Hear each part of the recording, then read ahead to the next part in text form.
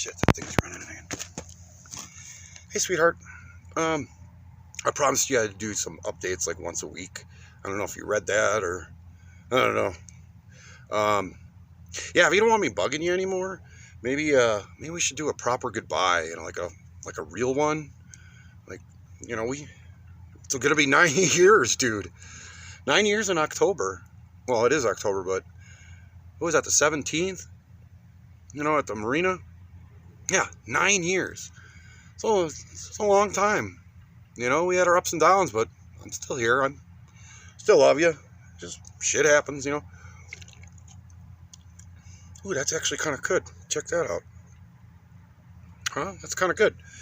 Anyways, yeah. If you don't want me bugging you anymore, maybe it's just you should just kind of, hey, I moved on. Maybe you should move on, and let's just kind of button things up and stuff. But that's not why I'm doing this video. It's because of the fact I just giving you an update about what's going on in my life and just let you know.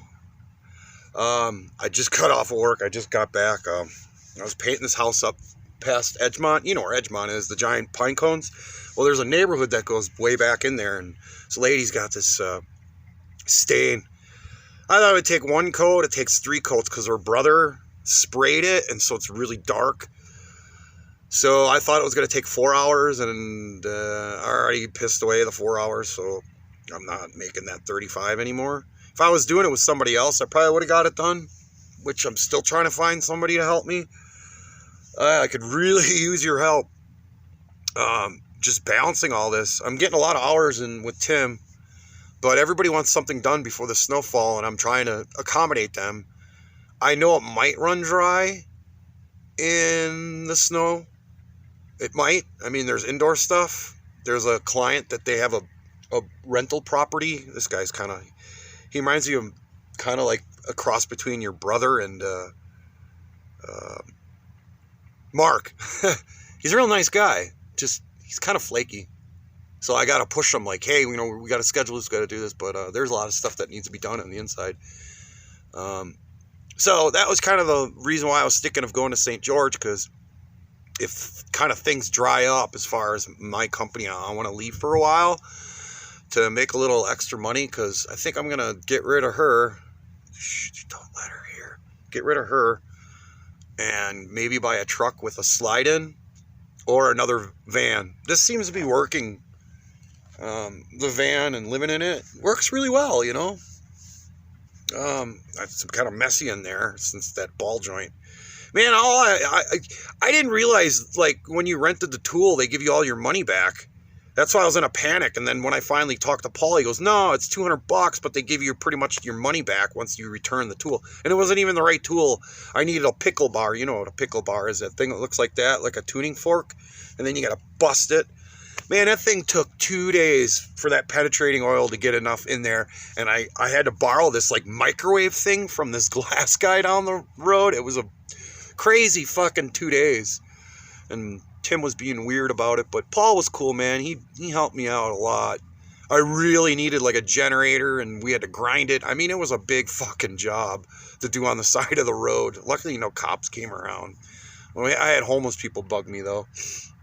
But it resolved itself. I knew it was. I called my dad, and he's like, yeah, it's going to be a big job, a big pain in the ass. And then my mom goes, well, you only call when you need something. And I go, every time I call you, you don't want to talk, I want to tell you what's going on and try to, tell you what's going on in my life. They're just not interested. They never were. They're never really, they're self-absorbed people. And you know how that is. And, well, Paul's been gone for a while too. He went up to Idaho to work on his boss's house. And he texted me a couple of days ago, like, he doesn't really want to do construction anymore. He wants to get into doing artwork. And I mean, I get that. He kind of wants to follow his dream like I was trying to do when we fucking first went on this trip. I mean, that was the whole point of coming out here, is to let everything go and just live a great life and just always have fun and laugh. And I think a lot of things that happen. I was talking to a psychologist. I'm sure she's going to go down to Mexico for the winter. So she wants someone to park the van, to keep an eye on her property. I don't think she had a really good impression of me. I think I was kind of too masculine for her. I don't know. What was her name? Her name was Julie something. I don't know. Is that your therapist? I don't know. I told her all about my story and everything, and we got to talking for a couple hours, and she gave me a really good perspective on things that I really kind of was overlooking. You know, I got my own issues, man. I'm fucking lonely, dude. I mean, I don't really get to hang out or do anything anymore. This is like the first time I've been really alone. It went on 5 minutes. I'm really sorry. Let me wrap this up. I apologize. Things are going well. Okay, I'm working hard. I really, really, really wish that me and you could have some sort of like normal relationship where maybe you can help me. I would really appreciate your help, Brandon. I mean, I was just talking to this tow truck guy at the gas station, and he's going to hook me up. This is cool. He's going to hook me up with doing some carpentry work up at Vicito on this cabin. And he told me to call this person, and I texted them already, and they want to talk to me. It's really cool. But, you know, this is so much easier networking doing this handyman shit than doing fucking websites and videos, man. Everybody needs something fixed and done, and it's great. I wish I had these skills like when we first went out, you know, and my back wasn't so fucked up and my head wasn't, you know. I wish I would have done things differently, and the only thing I can do now is to look forward to the future. And I want you to be a part of that. I really do. I mean, however long it takes, because like next year, if I get this loan, it's going to build up more credit. You know, I'm going to try to get a loan for a car or something. I'm looking into it, but that might help get some land. But, you know, next month's supposed to be pretty nuts, I guess you heard. I don't know. I heard that Walmart fucking, they're not going to let you in the store unless you're vaccinated on November 1st, and they don't have no signs on it, but it's in a corporate memo or some stupid stuff. Whatever's going on is weird. And I think you should just ignore all that and just focus on, try to do what I'm doing. Just try to focus on doing something for yourself, not fucking, you know, Brandon, or, you know, find a better job, you know, something that makes you a little happier. I hate working for Tim. He makes me so miserable, and that's why I get so fucking weird when I come back here, and sometimes when I get drunk and I say stupid things to you. But, you know, like today, I felt great. I got left alone. It was awesome. It was a good fucking day, man. You know, I didn't get paid yet because I'm not done yet. I got to go back. I left my ladder and shit there, but, you know, it's a good paying job. And then I got to put up some pro panel for some lesbian couple or something. They're really weird, but hopefully I'm going to send them a bid. But things are going well, Wendy. I miss you. I miss you a lot. I miss Lucy. You know, it's just tough being alone, man. It really is. If you really want to know what it's like to be alone, don't be, just try to live without Brandon or anybody.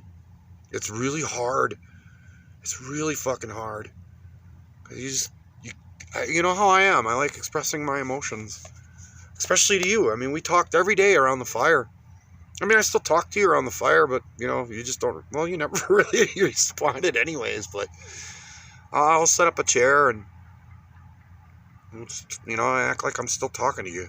I mean, I really do miss you, and I'm not over you, and by you doing this whole thing for like the last 3 weeks ain't making it much easier for me, sweetheart.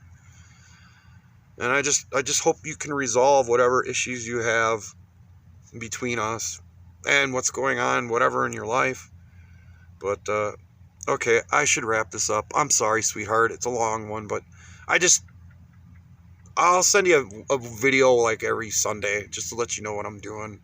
I'm okay. I just worry more about you than me. I can solve these issues. You know, it's just like sometimes when I'm uncertain, I always come to you for advice. I always do. I feel comfortable. I trust you. You know, I made a lot of stupid choices, and you always were there for me. So I just still want you to be there for me. What is that? It's fucking Paul. I love you. I miss you. I hope everything's good. And, you know, how did your mom and dad go? I mean, what'd you guys do? It fucking rained and shit. Yeah, I actually worked that day. fucking downpoured. We were pouring some concrete, and luckily, but anyways, no, we were throwing stone down. But I'm gonna be busy all week. I got a lot of things going on. I'll try to text you in the morning. Hope you have a good day, but I love you. And as soon as it's uploaded, I will send this to you. I don't know where to send it. That's why I've been sending the email, text. You're not on Signal anymore, so I don't know where to send this stuff. So that's why you get multiple messages. I'm not trying to be weird. I just don't know where to send it. So I love you. Have a good time. Have a good week. I love you.